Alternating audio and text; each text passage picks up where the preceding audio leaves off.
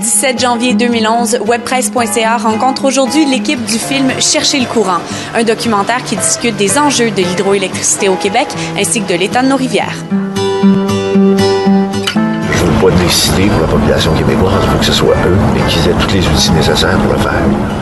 C'est quoi votre constat? Avez-vous l'impression qu'on est encore pas suffisamment informé et pas assez impliqué? C'est clair qu'on n'est pas très informé, mais c'est pour ça que le film existe en grande partie. Mais oui, les choses changent. C'est clair. Moi, quand j'étais plus jeune, je veux dire, on pichait nos canettes par la fenêtre. Puis aujourd'hui, j'y penserais même pas. À partir du moment où les solutions sont là, je pense qu'on va finir par les appliquer. C'est juste qu'il y a une volonté politique aussi.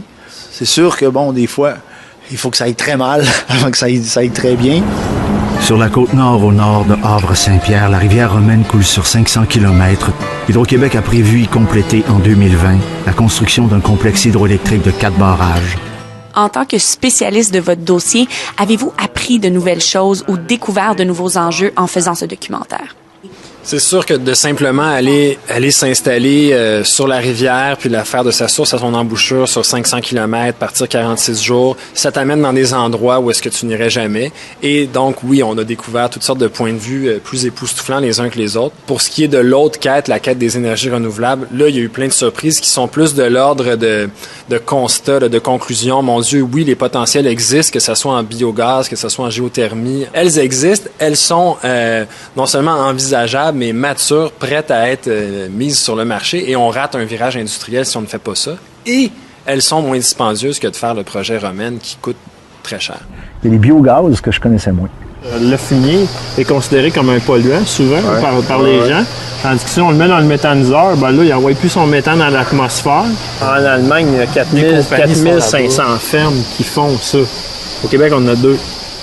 Est-ce que vous vous sentiez impuissant face au fait que vous documentez la Romaine dans ce documentaire-là et qu'on sait déjà que c'est voué à être exploité? Il y avait comme plus rien à faire. Si on savait en allant là-bas, on n'a pas la prétention de dire on va aller là, on va arrêter le projet. Non, les projets, ils se font les uns après les autres depuis 50 ans.